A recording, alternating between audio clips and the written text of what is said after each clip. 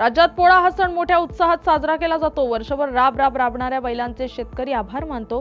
पोळा सणानिमित्त बैलाला सजवून गावात नैवेद्य दिलं जातं। महाराष्ट्रामध्ये बैलगाडा शर्यती गाजवणाऱ्या लखनची काल पोळ्याच्या निमित्ताने छत्रपती संभाजीनगरमध्ये ग्रँड एंट्री झाली।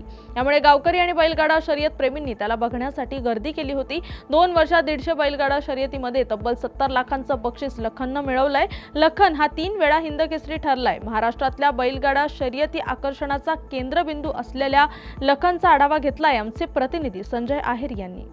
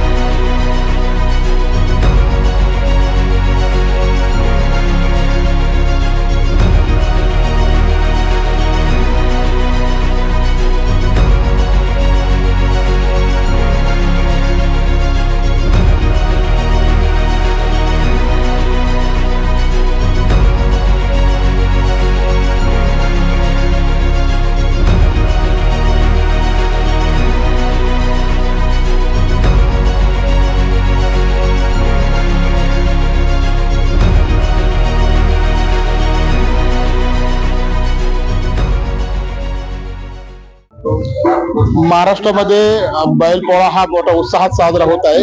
आपण पाहिलं तर आज जो आहे तर बैलाचा मान मोठ्या प्रमाणामध्ये असतो, कारण बैल हा वर्षभर शेतकऱ्यासोबत ज्या प्रकारे शेतकरी वर्षभर शेतामध्ये राबतो त्याचप्रमाणे बैल देखील दिवसभर आणि वर्षभर शेतकऱ्यासोबत राबताना आपल्याला पाहायला मिळते। असंच माझ्यासोबत छत्रपती संभाजीनगर जिल्ह्यातील एक गाव आहे, त्या गावामधले जे माझ्यासोबत शेतकरी आहेत तर त्या शेतकऱ्यांचा एक बैल आहे लखन नावाचा। त्यांनी महाराष्ट्रामध्ये तब्बल 150 पेक्षा जास्त शर्यती जिंकलेल्या आहेत आणि नंबर 1 लाच तो आलेला आहे। त्यामुळे कुठेतरी छत्रपती संभाजीनगरच्या यांच्या गावचं नाव आणि यांचं नाव देखील त्यांनी महाराष्ट्रावर रोशन केल्याचं आपल्याला पाहायला मिळते.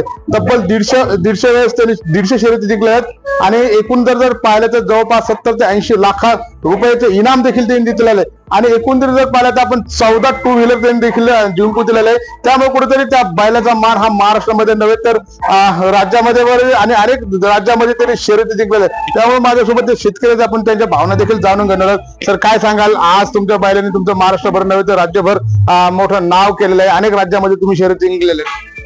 आज खरं तर पोळ्याचा दिवस आहे आणि बैलाने जे काही आम्हाला जे काही नाव ज्या काही गोष्टी आम्हाला महाराष्ट्रभर मिळवून दिलं तर तो वर्षभर आम्हाला सतत गुलाल देत जातो. आठवड्याला 4 दिवसाला काही शर्यत झाली की आमच्या अंगावर गुलाल पडतो आणि त्या गुलालाचे ते त्यांनी करून दिलेलं त्या मेहनतीचं कृतज्ञता म्हणून हा त्यांचा खरं तर एक दिवस बैल पोळा आहे आणि आज आम्ही खरा गुलाल त्यांच्या अंगावर टाकायचा असतो. त्या कृतज्ञता म्हणून त्यांना आम्ही रंगवतो खूप आनंदानं. घरी आम्ही एक प्रकारची आमची दिवाळी असते त्या दिवशी आणि गावभर बैल ते मिरवले जातात. प्रत्येक घरी तो नैवेद्य खायला आज जातो. त्याची तशी गावात घराघर त्याची ओळख आहे. गावातने आपल्याला त्याला आपला जिल्हा ओळखतो, शर्यतीमधला आपला राज्य पूर्ण महाराष्ट्र त्या बैलाला ओळखतो आपल्या त्या. आणि म्हणून आम्ही आज एक आनंदाने त्याची गावात मिरवणूक काढून त्याचा एक सण साजरा करतो. माझ्यासोबत त्यांचे मोठे बंधू देखील आहेत. काय सांगाल, राज्यभर तुमचं त्या बैलामुळे नाव देखील झालेलं आहे. एकी काळचे ते फडके म्हणून जे होते मुंबईचे, त्यांचं जसं नाव होतं तसं देखील तुमचं नाव त्या बैलाने तुमचं नाव मोठे केलेलं आहे. असं बैल पळाला की बैला म्हणजे बैलाचं नाव होतं आणि बैलाच्या मालकाचं नाव होतं. तुम्ही आता फडके साहेबांचं नाव घेतलं, त्यांचं पण या बैलगाड्या क्षेत्रामध्ये फार मोठं योगदान आहे. आणि आमचं लखन बैल ते मनोहर माझा लहान भाऊ यांनी तो विकत घेतला 3 वर्षापूर्वी. तेव्हा तो बैल थोडा चांगला पळायचा आणि त्याच्यानंतर आमच्याकडे आल्यानंतर त्यांनी त्याची व्यवस्था ठेवली खाण्यापिण्याची सगळ्या गोष्टीची. त्याच्यावर इतकं जीवापाड प्रेम केलं आणि त्याच्यावर प्रेम केल्यामुळे तो बैल सुद्धा मालकासाठी पळायला लागला आणि आतापर्यंत जवळपास त्याने 150च्या पुढं 1 नंबर केले, 2 नंबर, 3 नंबर आणि गुलालात राहणं हे फार ते पहिल्यापासून म्हणजे 3 वर्षापासून तो गुलालातच आहे. आणि म्हणून महाराष्ट्राचं नाव जसं झालं त्याचबरोबर माझं गाव एक छोटंसं गाव आहे करोडी गाव म्हणून आमचंही नाव झालं आणि आमच्या गावाचंही नाव झालं, आपल्या जिल्ह्याच्या छत्रपती संभाजीनगरचं नाव झालं लखनमुळे. सर, मला सांगा, हे जे काही तुम्हाला बैल शर्यतीचा जो काही शौक आहे किंवा जे काही नाद लागला हा कधीपासून आहे किंवा कोणापासून तुम्ही तिथे हे घेतली प्रेरणा? नाही, हा तर आमचा पारंपरिक नाद आहे. सगळ्यात सुरुवातीला आम्ही लहान असताना आमच्या आजोबापासून आम्हाला हे भेटलेलं आहे. आमचे वडील आमचे चुलते या शर्यतीत होते आधीपासूनच आणि त्यांच्यापासूनच आम्हाला हा नाद लागलेला आहे आणि तो आता आम्ही कंटिन्यू करतोय सध्या तर. नक्कीच आपण जर पाहिलं तर त्यांची परंपरागत हा एक प्रकारचा तो छंद आहे असं म्हणायला त्याच्यात हरकत नाही. काय सांगाल, यापुढेही हा छंद असा कायम सुरू करेल? हा 100% राहील. कारण आमच्या घरामध्ये आता महिला सण मुली असतील मुलं असतील आमचे प्रत्येक जण त्याच्याकडे छंद म्हणूनच पाहत आहे. बैलगाडा शर्यत जे आहे तर तो छंद आहे आणि तो नाद आहे. आता तो नाद आता आमच्या पूर्ण कुटुंबाला लहान मुलीपासून सगळ्याला लागलेला आहे.